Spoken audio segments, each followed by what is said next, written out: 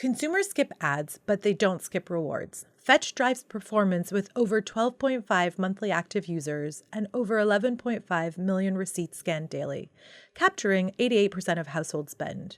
Your brand becomes the reward, earning real engagement, verified purchases, and loyalty. Fetch, America's reward app, where brands are the center of joy. Hello, listeners. Today is Wednesday, October 1st. Welcome to eMarketer's weekly retail show, Reimagining Retail, an eMarketer podcast made possible by Fetch Rewards. This is the show where we talk about how retail collides with every part of our lives. I'm your guest host, Suzy Davidkhanian, and on today's episode, we're going to talk about how not to rebrand.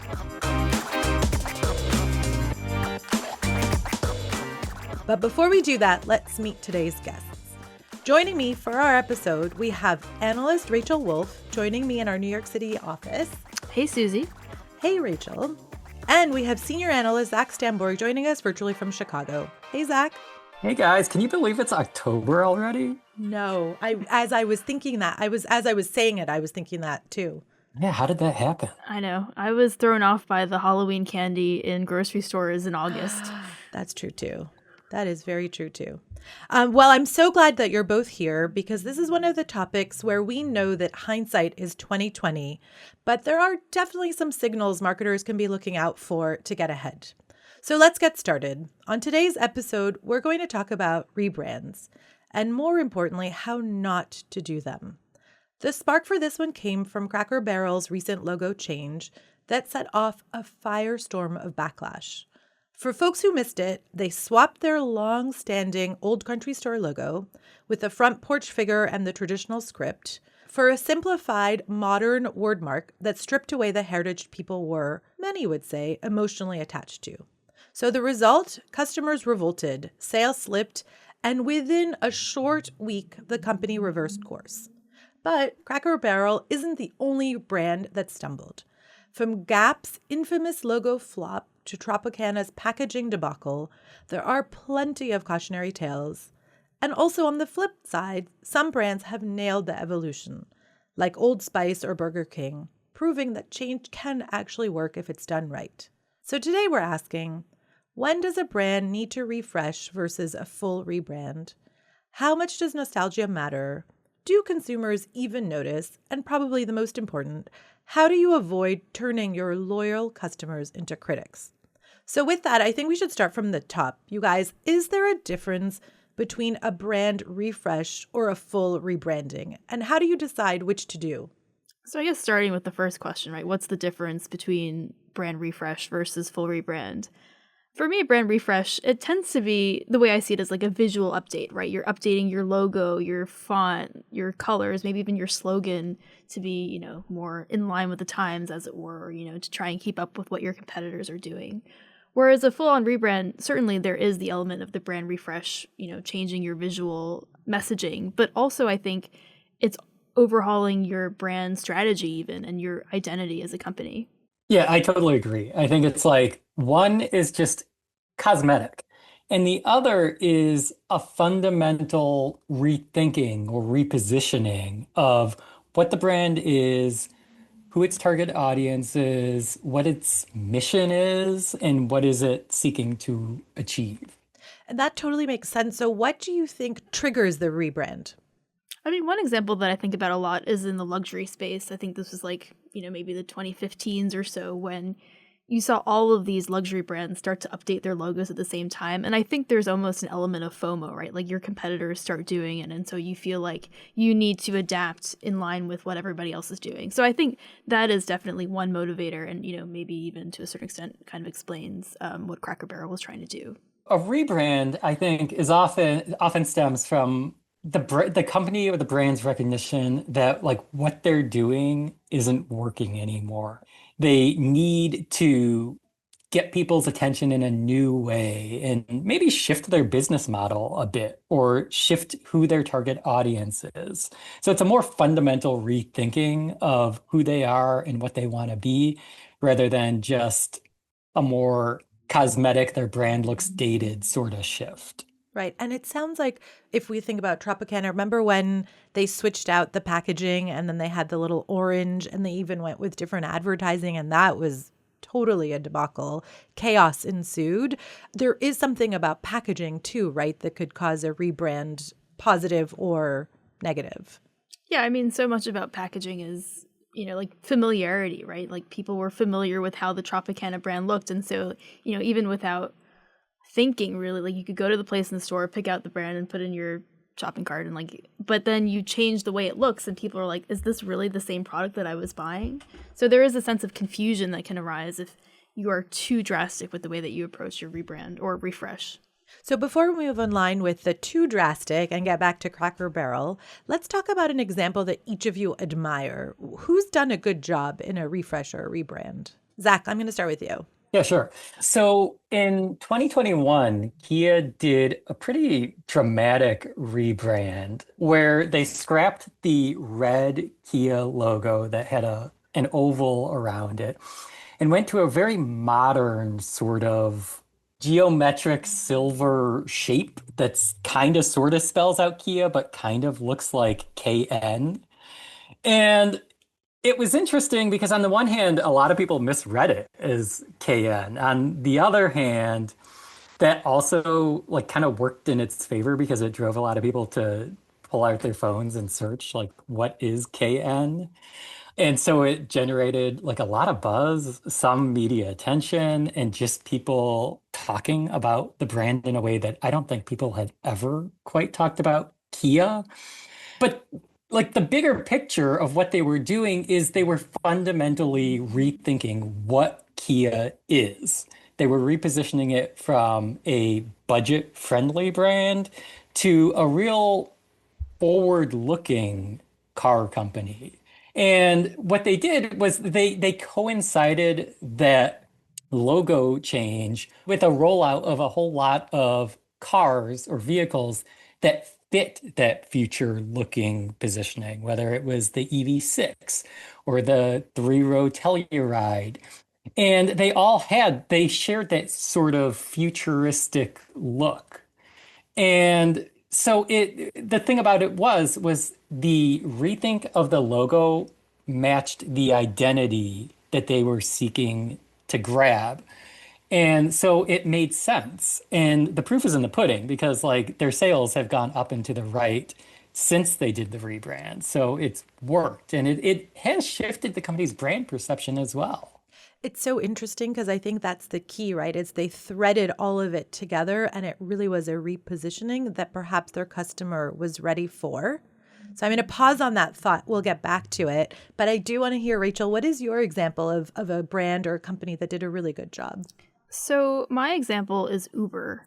And, to unpack this, we're going to go back in time a little bit to 2017, which was a pretty bad year for Uber. It was mired in all kinds of controversies about, then CEO Travis Kalanick and the culture that he fostered at the company. There were various investigations into, nefarious business practices. So, the company was really kind of in the middle of this existential crisis, I would say. There was a real question about how it would move forward. But then, 2018 rolls around and they decide, they need to do something different. And so they have a new CEO and they have a new logo. But I think more importantly than that, they also, changed their whole, value system and their mission statement as a company.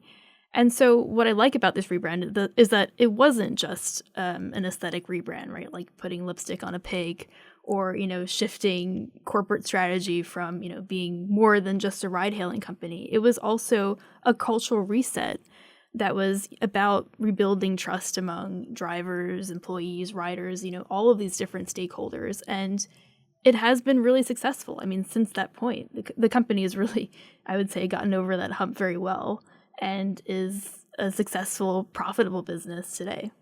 Right. And so again, another example of it was an all-in kind of shift, Exactly. right? And so then what do we think happened at Cracker Barrel? What is it that they missed? Was it the audience research wasn't thorough enough? Was it that the stakeholders weren't ready? What happened there? I think they forgot about who their core customer was. So they wanted to attract new customers, but you also have to retain your current customer base. And so they were making a whole lot of moves for that new customer, but they forgot about the core customer who is very accustomed to walking into a Cracker Barrel and having it feel very familiar with all the knickknacks on the wall. They don't want a clean, sleek space, which we left out talking about like the shift. They were also remaking what the actual restaurant looked like. So it was the logo looked different, the restaurant looked different, everything seemed different. And it all happened, I think, much too fast. Yeah.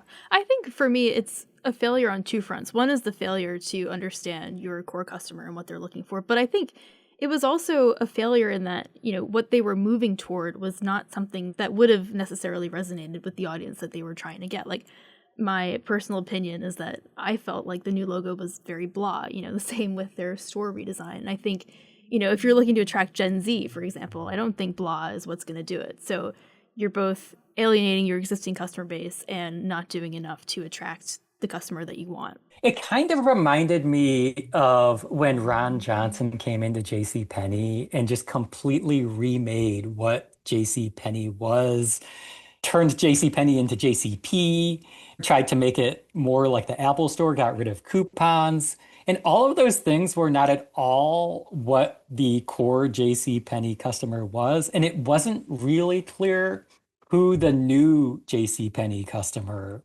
would be. And so he was trying to just replicate the model that he put in place with the Apple Store without a fundamental understanding of the core audience. Right. And so it sounds like we've made that really clear delineation between if you want to rebrand successfully, you really need to understand who your core customer is. And if you're trying to move them, then or get a new core customer, then you have to make sure that your new look and feel, vision, mission statements all match back. So that might have been, it wasn't just that it was too stark of a contrast. It just didn't appeal to their newest base that they were trying to get at. Yeah, I think they're, if they were really committed to it, if they really had, a strong narrative behind it, they could absolutely have doubled down and said, this is the direction that we're heading in. But because they were wishy-washy about it, right? And so I think that also sent the message that, this was too big of a departure for them. So what about a brand? Do we have any examples of brands who are like, nope, this is our new logo, this is our rebrand, and we're sticking to it? Yeah, so Jaguar is embarking on a rather dramatic rebrand that re-envisions just about everything about the company. And they are sticking to their guns. And the reason that they're doing it is because they're not trying to keep their current customer base. They expect to go after an entirely different customer base by they're going all electric and they're looking to target younger, affluent consumers. And so they're very comfortable if only like 10, 15% of their current customer base sticks with them because they want to be something different. And so a fundamental rethinking of what Jaguar is, who it's seeking to attract, makes sense for it. I love that example, right? It's so important to remember at the root of what you're doing, why you're doing it. Does nostalgia play a role as a limiting factor, or is it an asset for some of these brands trying to refresh?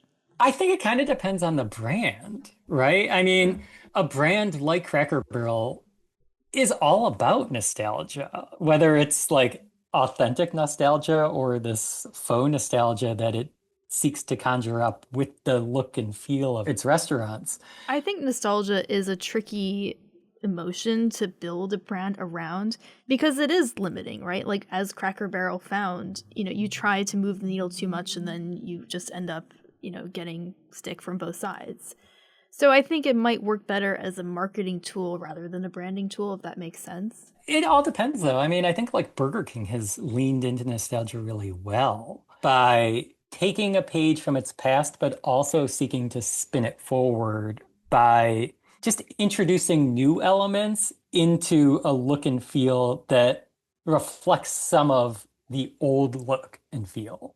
Yeah, I noticed their hamburger bun is a little plumper now. They did a rebrand not so long ago. Remember they had the second to last rebrand was that blue circle around them, and I don't think that resonated very well at all. And so now they went back to the hamburger, but if you look at it in great detail, it's a little plumper, the burger bun, than in previous iterations. It is really interesting how a slight sort of font and iteration on a bun or a star like the Macy's star can have an impact and feel more modern. But it does bring me to the next question that I find fascinating is, do consumers notice? We spend so much time thinking about it, but do consumers even notice these changes when they are not stark? I don't think so, but I also think that's okay. I think small iterative steps are important for keeping the brand feeling fresh, even when somebody doesn't notice it. Because if you don't take those steps to modernize over time, as your competitors do, then your brand starts to feel stale. Yeah, I agree. And, there's some interesting stats this is Adobe Express from May.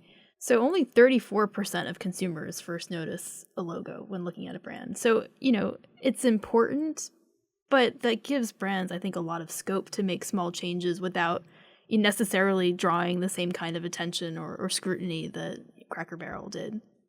So if you think about Cracker Barrel or any other brand, or as you're thinking about doing a rebrand, I mean, sometimes it's really important to rebrand, right? And to be more modern. But what are some of the risks how can you mitigate the risks of a rebrand so that you end up more in line with what Apple has done or Old Spice versus the latest example? I think the most important thing is to have a clear story to tell, right? The reason that you're updating your brand shouldn't just be, we needed a new logo. Like, there has to be some sort of narrative behind it that consumers and people within the company can get behind to promote it and to make it successful.